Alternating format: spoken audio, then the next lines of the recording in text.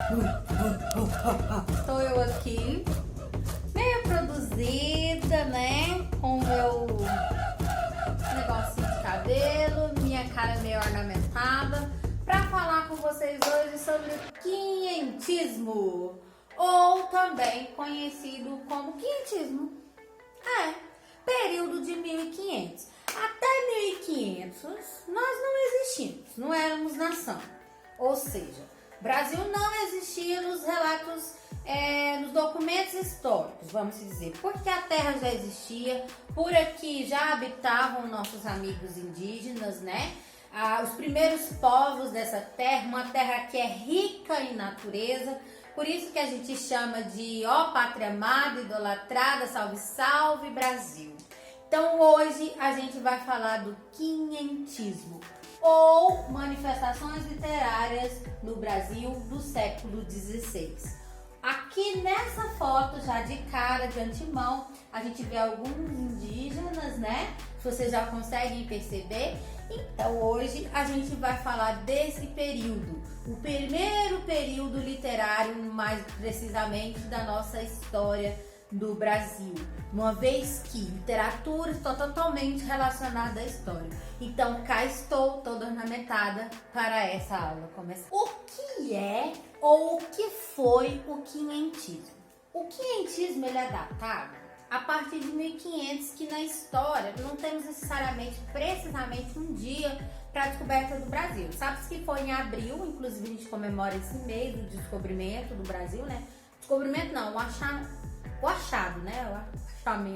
O achado, porque o Brasil foi um achado, né? Iriam traçar outras rotas e acabaram por chegar aqui no Brasil.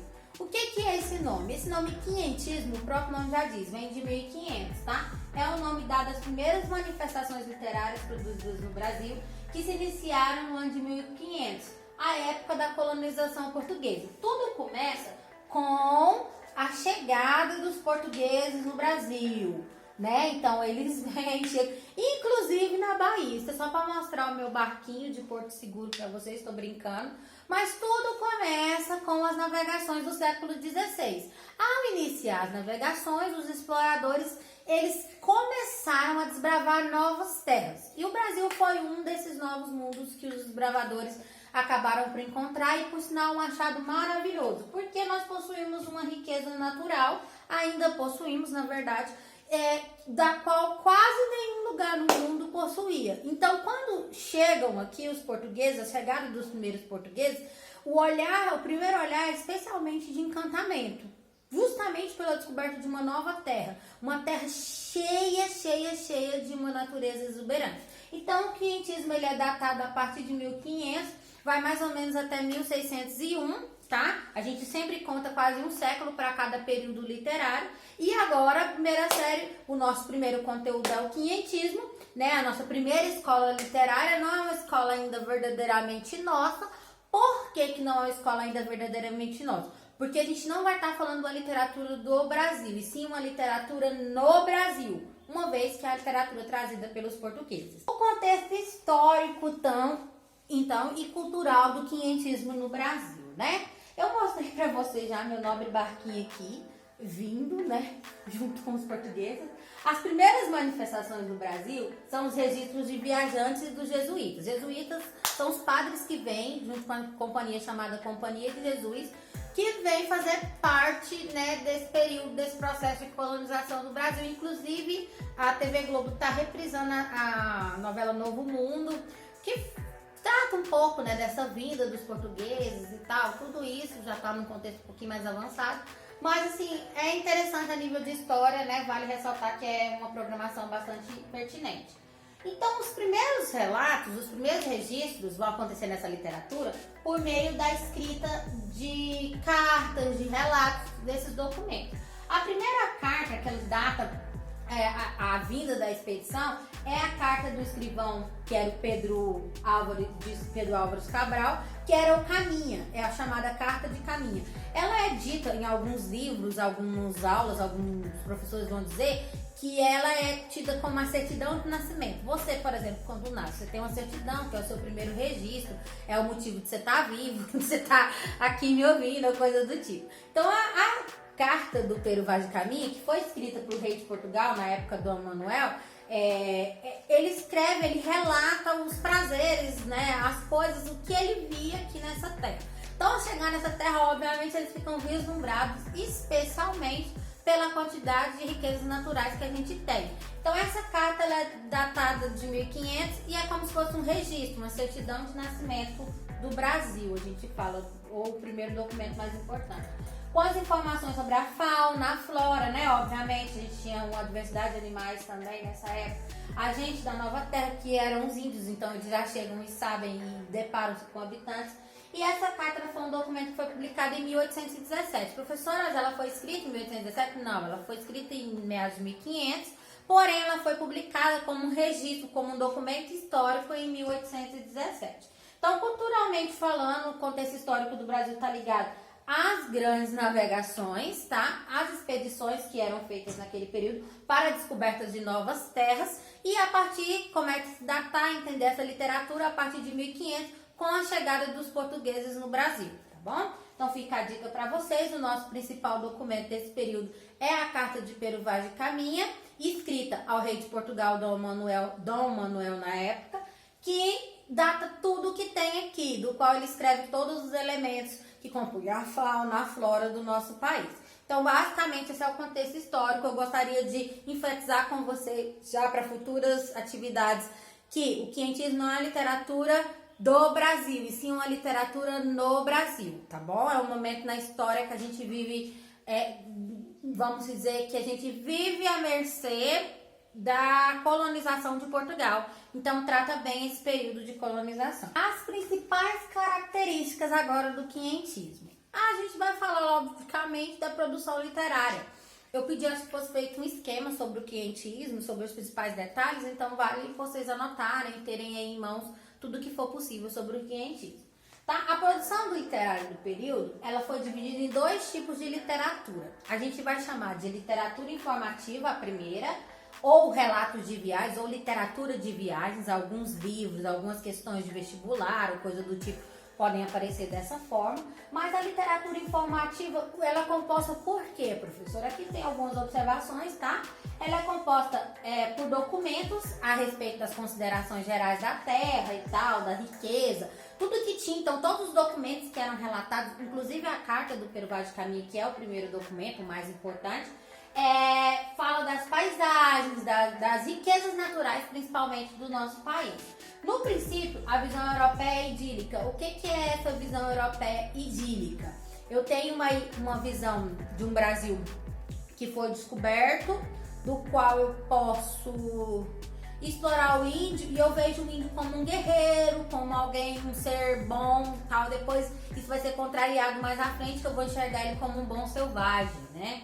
Baseado na teoria de Rousseau.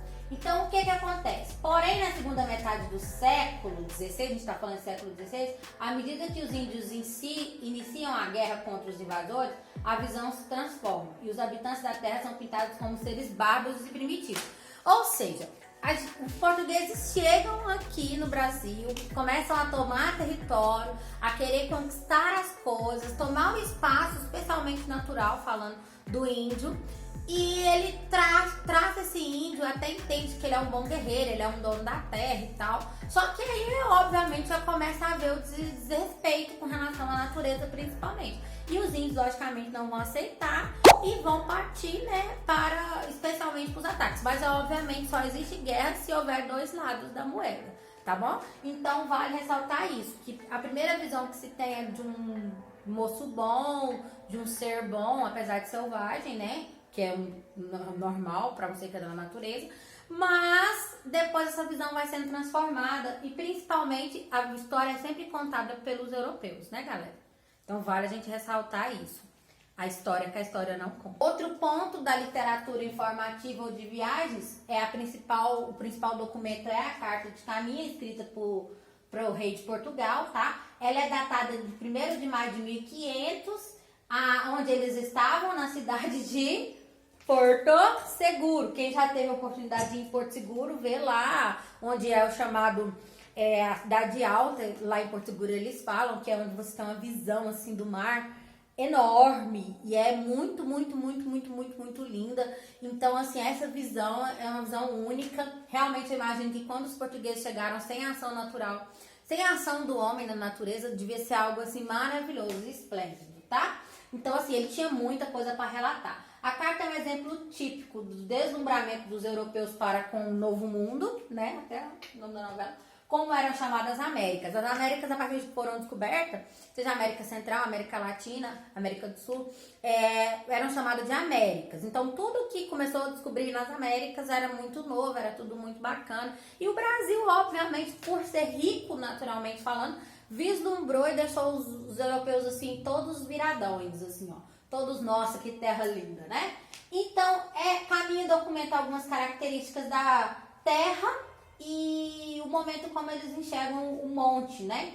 Que é lá em Porto Seguro é chamado de Cidade Alta. Realmente é lá em cima do monte, assim, tá? Então, Pedro Álvares Cabral nomeia como Monte Pascoal. Logo após ele narra o desembarque dos portugueses na praia, o primeiro contato com os índios e a primeira missa realizada logo após o Beto. Obviamente, a gente está falando de um Portugal totalmente cristão, totalmente católico, do qual o principal objetivo seria impregnar a religião nos índios, né? Então tem que começar fazendo o quê? Uma missa. Aí aqui tem um trecho, mas aí vocês anexam ou acessam a carta de Pero Vaz de Caminha e vocês vão conseguir ler ela na íntegra, tá bom?